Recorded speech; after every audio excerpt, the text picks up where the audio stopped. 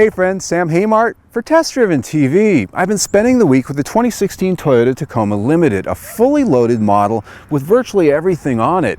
Now I have test driven this truck before, done a few brief test drives, and you can find the links for those down below in the information section and get a couple of different angles on it. But when I spend a week with a truck like this, it really gives me a chance to discover things that you don't always really get to find out about when you do a brief test drive. And that's what we're talking about today, what this truck is really like to live with.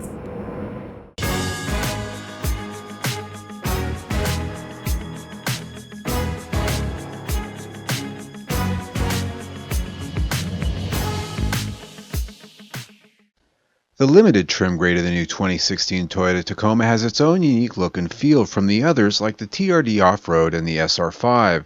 Of note, being a more luxuriously appointed truck, it has more chrome and brightwork. You most notice this in its unique grille and front fascia, which has chrome rings around the fog lights. Door handles are a combination of body color and chrome, and its 18-inch wheels, while chrome-looking, are actually polished aluminum. Styling changes from the 2015 Tacoma are mostly self-evident, so I'm not going to walk through all of them, but it did get a complete reskin, sharing only the roof stamping with last year's truck. And though the greenhouse appears identical, the doors are actually all new with a slightly higher window line, and the 5-foot composite rear cargo box also got an inch taller. Our tester here, in case you were wondering, is blazing blue pearl, and it has a 5-foot cargo box. And while a 6-foot box is available on other trim grades, curiously, Toyota doesn't offer it with a limited for some reason. Moving inside, the cabin is all new in its design with a horizontal layout to the dash. Depending on the trim grade, accent colors are found on the panel above the glove box and on the door panels. In the limited, the accent trim matches the hickory leather seats. The instrument cluster is new with a TFT display between two large dials, and it's easy to read at a glance. The steering wheel mounted controls let you navigate that information in addition to audio adjustments. Its center stack I thought was well laid out with the infotainment system up high at eye level, the HVAC controls below, and multiple other ancillary buttons and knobs a little bit further down.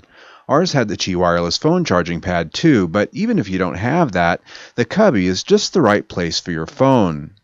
Overall, I like the design of this new interior. This horizontal layout definitely has a more contemporary feel, and it actually feels a little bit more spacious than the last generation truck, which had more of a vertical design here. Now, there are a few things I wanted to point out, which I noticed while I was spending some time in this week, and that first thing is the seating position. Unlike a lot of trucks, you're sitting down in this like a car, and this has the exact same seating position as last generation Tacoma. And so basically what that means is your legs are straight out in front of you. This is a shallower cab, so you're down in this rather than feeling like you're sitting up on top of something like a lot of trucks. That's something that's just personal preference. A lot of people like that. I don't tend to favor it. Now, another thing here is this is the top of the line JBL touchscreen infotainment system. The menus here, the functionality, and the usability of it are quite excellent, I have to admit. Very impressed with that. But one thing I did notice when I was driving it this week, a few times when I was over here adjusting my volume, my finger would rub against this screen and inadvertently change a station. So something you have to watch out for depending on what screen you have it on, be it navigation, the app screen, or your station presets.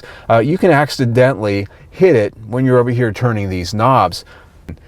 Now I will say this JBL sound system in this truck is one of the better sounding ones I've experienced in a Toyota in a while, because generally they don't always sound that great for a top-end stereo, but this one actually works quite well. The only caveat being, if you turn it up too loud, the bass in these speakers does overcome the trim fit, and you do start getting some rattling in the door panels. In addition to a good sound and easy-to-use navigation controls, the Limited also has driver aids like high-resolution backup camera, rear parking sonar, and a blind spot monitor, all of which work quite well. And for these things, it earns 4 or 5 stars in the technology department. The Tacoma Limited's leather seats up front are manually adjustable, not power, which you'd hope for at this $40,000 price range. They were, however, comfortable enough once you got them adjusted, and they are heated. The rear seat compartment back here is not something you're going to mistake for a full-size pickup by any stretch, and that's for a few reasons. The first being this seat cushion actually sits down pretty low. As you can see, my knees are perched up, and so it's just not a natural seating position, and that's because this cab is actually pretty shallow. I don't have a lot of headroom up here either, so they really can't raise this seat up. The other thing is legroom. As you can see, my knees are just sort of getting right up against those seats. I'm about 5'10". These seats are not all the way back, not all the way forward. They're sort of in the middle. So if you had somebody big in front of you and you were an adult back here, it might be getting a little bit tighter than what you see here. Now, we do sit 3 across. Again, big adults back here, it might not be too comfy for a long trip. I don't always demonstrate putting seats down in vehicles. Most of the time I just show you them up, show you them down, and we go on our merry way. But this one here, putting them down is a little bit of a process. I just wanted to sort of demonstrate it here, so if you're shopping for a vehicle like this, you can actually see how it's done. Now here, there's hooks, so you can actually pull this lower cushion up, and then up here on the top of the back, you pull that, and then you fold this down. But first, these have to come off. So you get in here and you take off the headrest, but now you've got to sort of put them somewhere. I'll put them over here for right now. And then the center one, kind of hard to get off. There we go. All right, and then this folds down flat. And of course that seat over there folds down the same way, but now you've got these to deal with. Now they did actually give us some little holes right here to actually put these in so that they're not just sort of rolling around, but if you were using this to put some big boxes or things like that in, these things I think would clearly be in the way. So you don't have to put them there. You can just sort of have them loose. There's no room under the seat to put them. There is a small locker over here behind that seat, but it's not large enough for all three. So just something I wanted to show you so you can keep it in mind when you're looking at other trucks. Once folded down, there is a cargo deck which is lined with a robust plastic, and while the Chevrolet Colorado and GMC Canyon's rear seat is easier to fold and has much more versatile folding options, its cargo deck is carpet and therefore not so rugged. In the larger picture, the interior is a good improvement over the last one in both design and ergonomics. Fit and finish are benchmark Toyota, which means there isn't much to pick at aside from some hard plastics here and there. It earns 4 or 5 stars overall. Since I'm demonstrating stuff on this truck, I want to show something that actually I think works pretty good, and that is the optional tonneau cover that you can get on this thing. It's a standalone option, and a lot of these things, they don't tend to work as good as the aftermarket stuff you can get, but this one I think is pretty well done. So first of all, this is a locking tailgate, so when this is up and when it's locked, you can't get into this tonneau cover. It's secure. So the way you open it is, you let that down. It is a soft opening tailgate, by the way. So to open this, there's a little handle underneath, and you can fold it open, and you can do this with one person, doesn't take two, and you fold it open like that. Now if you want to remove it, there's another handle under here that you pull, and on both sides you can just lift it right up and take it out. It helps if you got a buddy, but you don't need that. It's not so heavy that you can't get up in the bed and do it yourself. Now, one thing I want to point out here is this actually has some pretty robust ribbing here structurally, so it's not really flimsy at all. Now, I don't know if you're actually going to want to get up there and stand on it, dance around like a platform, but I think it's probably going to stand a test of time. And of course, because it's from the factory, it's under factory warranty. Motivating the 2016 Toyota Tacoma is a new 3.5-liter V6 and a 6-speed automatic transmission. Replacing the larger 4-liter engine of last year, this powertrain offers 278 horsepower and higher fuel economy than before.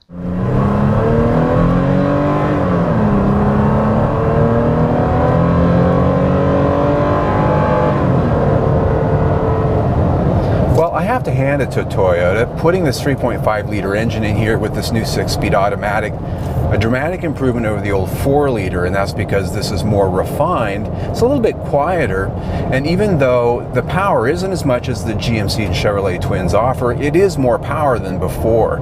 Now, what they've done here is they've melded some technologies together from both their Lexus brand and the Toyota brand with the hybrids. And what I mean is they've got the D4S fuel injection on here, which is both port and direct fuel injection, and what that gives you is a lot better tuning for the power curve. You can put the torque where you want it, you can put the power where you want it, And with the Atkinson cycle that comes from the hybrid version of this engine, you get better fuel economy. So for improvement over the old 4-liter, we've got more power, and we've got, of course, better fuel economy. And then with the 6-speed automatic here, you've got better drivability across the board. Now, yes, it is a pretty mild tune because, well, the Chevrolet has more power, and you can definitely feel it in that truck. But if you're purely looking at Toyota, you're going to find that this powertrain is miles and away higher in terms of overall drivability and likability than the old 4-liter was.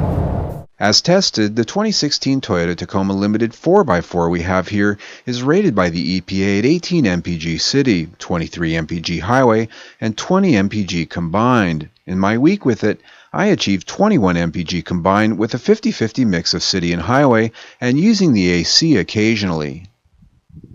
And while it's not as powerful as the new General Motors twins, the new Tacoma's powertrain is a big enough step up in drivability, power, and efficiency to make it an impressive one nonetheless. This earns it 4 of 5 stars in this area.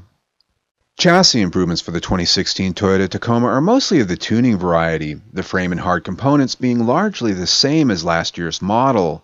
Changes came to the spring rates and damper settings along with heaping helpings of new sound deadening to give the Tacoma a quieter demeanor.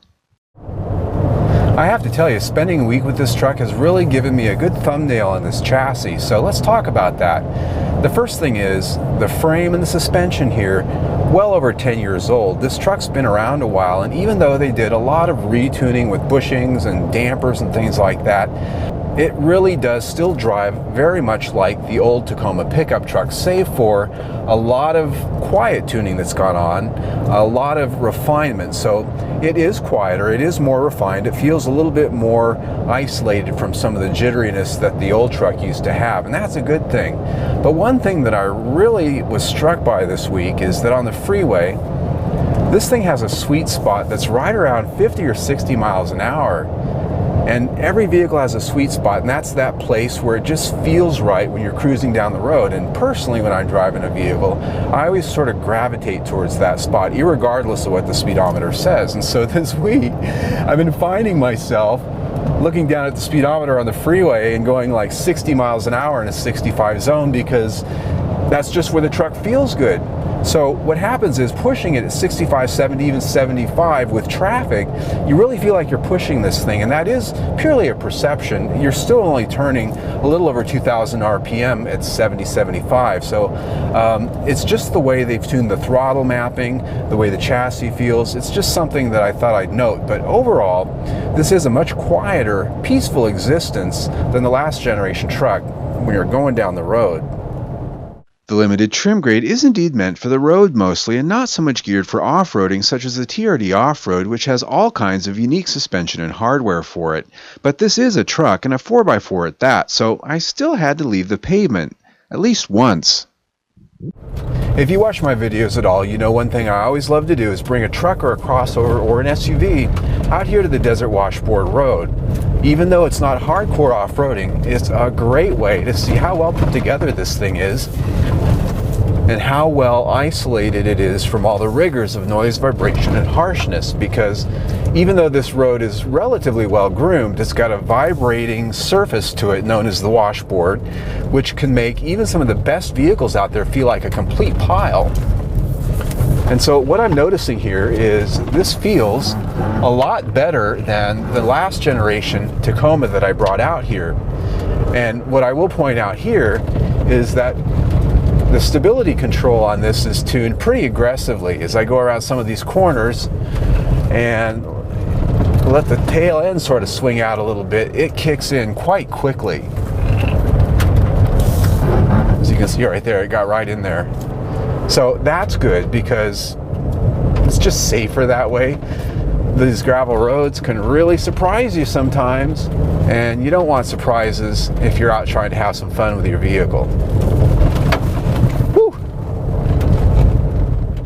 The chassis did impress with its mild retuning and at least the perception of refinement for its old design. It's polished up and continues to offer what many buyers will want: capability and livability that feels of quality. This earns it 4 or 5 stars in this area.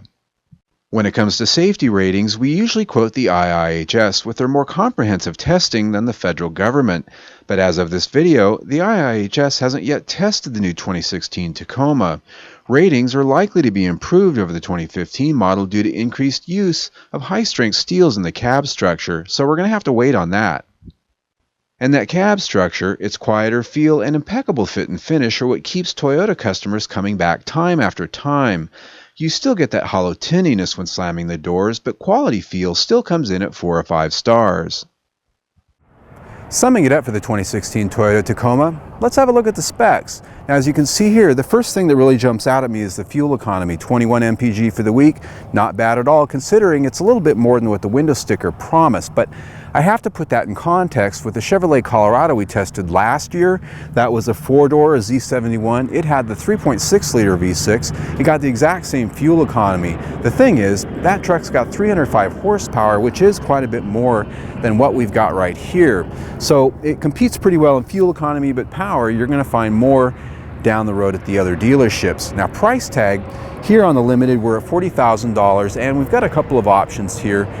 That to me seems a little bit on the high side given the fact that you can get this virtual same level of equipment in the General Motors vehicles for right around $2,000 or $3,000 less. In all fairness though, if you're a Toyota customer that's loyal or you're a Toyota fan, that's probably not going to matter a whole lot. But when I'm looking at this in a purely competitive sense, I have to give it 3 out of 5 stars for value. So when you put that in with everything else we've already talked about, that gives it 4 stars for the week. I'm Sam Haymart for Test Driven TV. I hope you enjoyed the ride. Well folks, if you like the test drive you just saw, click on the link right there on your screen and subscribe to our YouTube channel. We test drive 1, sometimes 2 cars every single week. Plus, we have a new video almost every single day. There's always something new. So stay tuned.